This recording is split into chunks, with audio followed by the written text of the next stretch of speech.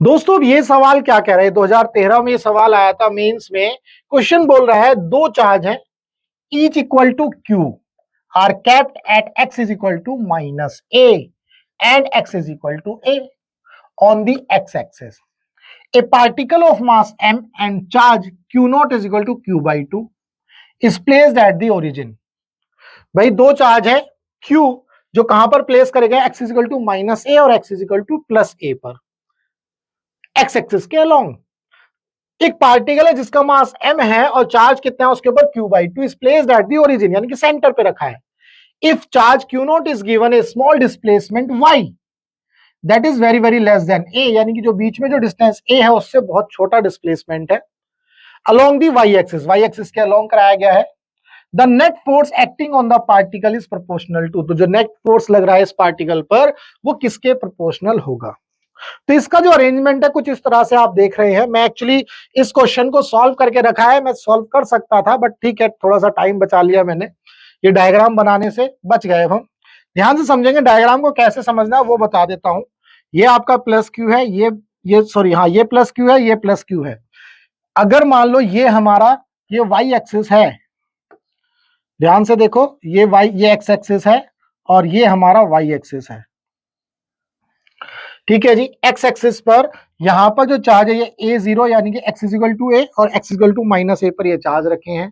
Centre में यानी कि ओरिजिन पर जो है चार्ज रखा है q बाई टू जिसका मास m है।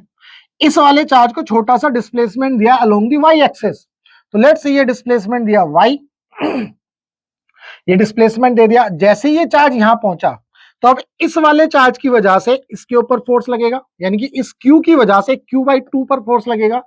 सिमिलरली इस q की वजह से इस q बाई टू पर फोर्स लगेगा। चूंकि दोनों के ऊपर सेम पोलैरिटी है तो फोर्स ऑफ रिपल्शन लगेगा। तो ये वाला चार्ज इसको बोलेगा दूर जा भाई तू, और ये वाला चार्ज बोलेगा तू इधर की तरफ दूर जा, ठीक है भाई। तो यहां आप देख रहे हो इसकी वजह से जो फोर्स लगा इस डायरेक्शन में और इस वाले चार्ज की वजह से फोर्स लगा वो इस डायरेक्शन में। तो यहां पर ये F आ गया, ये F कैसे, ये इसको हमने F मान लिया, इसको भी F मान लिया। अब भैया कूलम्ब्स लॉ लगाओ, वो क्या कहता है के क्यू अपॉन में आर स्क्वायर, है ना, के क्यू1 क्यू टू अपॉन में आर स्क्वायर। तो जो कूलम्ब्स लॉ से हमने फॉर्मूला लिखा तो के इंटू क्यू1, ये वाला फोर्स ये वाला चार्ज हो गया क्यू1 क्यू, ये वाला चार्ज हो गया क्यू बाई टू, के क्यू1 क्यू टू अपॉन में आर स्क्वायर, यानी कि डिस्टेंस का स्क्वायर। अब इन दोनों के बीच में जो डिस्टेंस आई वो ये आ गई, चूंकि ये ए है ये वाई है तो यहां पर ये डिस्टेंस आ गई आपको ए स्क्वायर अपॉन में वाई स्क्वायर का स्क्वायर रूट। जब इसका स्क्वायर करेंगे तो स्क्वायर रूट हट जाएगा, तो ये आ गया आपके पास a square plus y square. Similarly इस वाले चार्ज की वजह से इसके ऊपर जो फोर्स लगा इस डायरेक्शन में, तो के क्यू1 क्यू टू यानी कि k q by two a square plus y square, यहां पर ये फोर्स आ गया। अब आप ध्यान से देखो दोनों फोर्स का मैग्नीट्यूड क्या है, सेम है। इसके बाद क्या किया, लेट्स से कि इसको हमने क्या माना थीटा, इसको हमने क्या मान लिया थीटा, किसी एंगल पर है। जब ये थीटा माना तो ये थीटा हुआ तो ये भी थीटा हो गया, सिमिलरली ये थीटा हो तो ये भी थीटा हो गया। तो अब क्या किया, अब इस फोर्सेस के हमने कंपोनेंट ब्रेक किए, इस फोर्स को थीटा के अलोंग ब्रेक किया तो एफ कॉस थीटा, ऐसे इस वाले फोर्स का ये कंपोनेंट बना एफ कॉस थीटा, इस फोर्स का ये कंपोनेंट वर्टिकल डायरेक्शन में देखा तो एफ साइन थीटा, इस वाले फोर्स का कंपोनेंट देखा तो ये एफ साइन थीटा। तो आप यहां पर देख रहे हो ये F cos theta opposite direction में है, कैंसिल आउट हो जाएंगे क्योंकि मैग्नीट्यूड सेम है।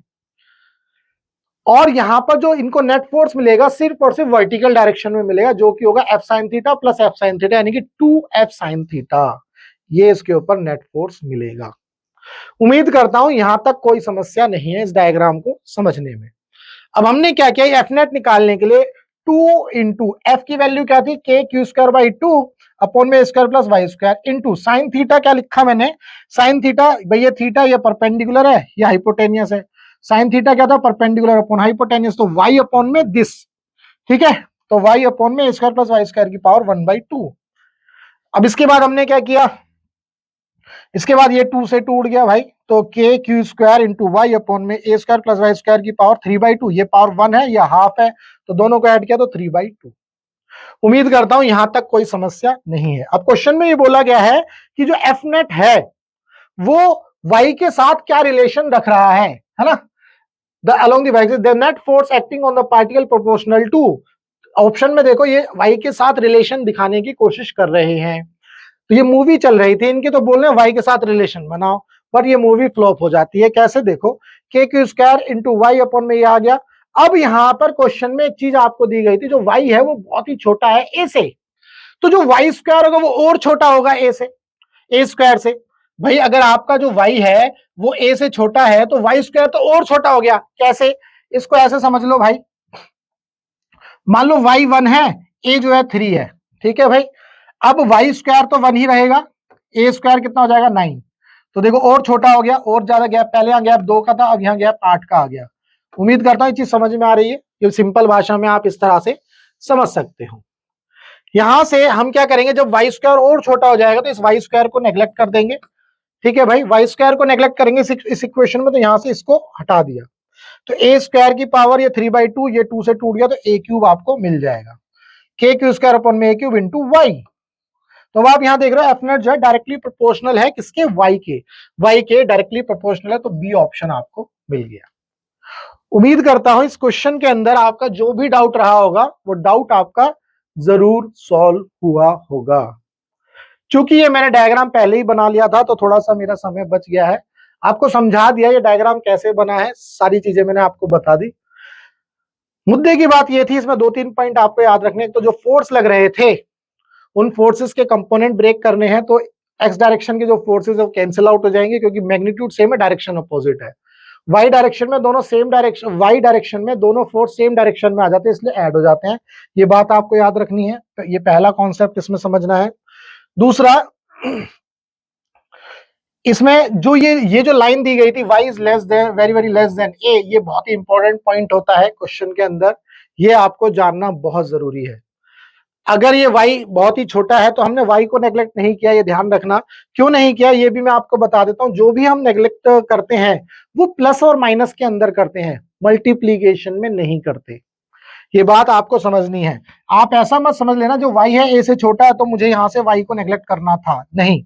ये बात अपने माइंड में फिट कर लो, नेग्लेक्ट जब भी करेंगे तो वो जब प्लस के साथ रिलेशन में होगा या माइनस के साथ, तब रिलेशन, इन दोनों में जैसे रिलेशन ए स्क्वायर और वाई स्क्वायर का कंपैरिजन है, तो ये दोनों है यहाँ पर, तो इसलिए इसको वाई स्क्वायर को नेग्लेक्ट किया है। ये पॉइंट आपको समझना है, ठीक है जी। तो यहाँ वाई, बहुत सारे बच्चे सोचेंगे वाई को नेग्लेक्ट कर दो, वाई को जैसे ही नेग्लेक्ट करोगे वाई हट जाएगा। अबे भैया वाई हट जाएगा तो ये तो हट गया, फिर एफ नेट किसके ऊपर डिपेंड करेगा, है ना। तो ये आपको समझना है। उम्मीद करता हूं इस क्वेश्चन के अंदर आपको जो भी डाउट रहा होगा वो डाउट आपका सॉल्व हुआ। अगर आपका फिजिक्स में कोई भी डाउट है तो आप जो है इस नंबर पर व्हाट्सएप कर सकते हैं। हमारा मकसद है टीच फ्री फॉर इंडिया। आप इंडिया के किसी भी कोचिंग सेंटर में पढ़ते हो, चाहे अड्डा पड्डा चड्डा गड्ढा पड्डा कहीं भी, और फिजिक्स में डाउट है तो आपको बस यही करना है, आपको अपना फोन उठाना है और इस नंबर पर व्हाट्सएप करना है। हम आपके डाउट का बेस्ट वीडियो सोल्यूशन आपको बना करके देंगे। आप ध्यान से देखिए भैया, हमने जो है यहाँ पर एक क्यूआर कोड दिया है आपके लिए, ठीक है। इस क्यूआर कोड से आप जो है हमारे व्हाट्सएप चैनल से जुड़ सकते हैं, जहां पर आपको लेटेस्ट अपडेट चैनल के माध्यम से मिलती रहेगी। तो चलिए मिलेंगे हम अपने आप नेक्स्ट क्वेश्चन में नेक्स्ट वीडियो के साथ।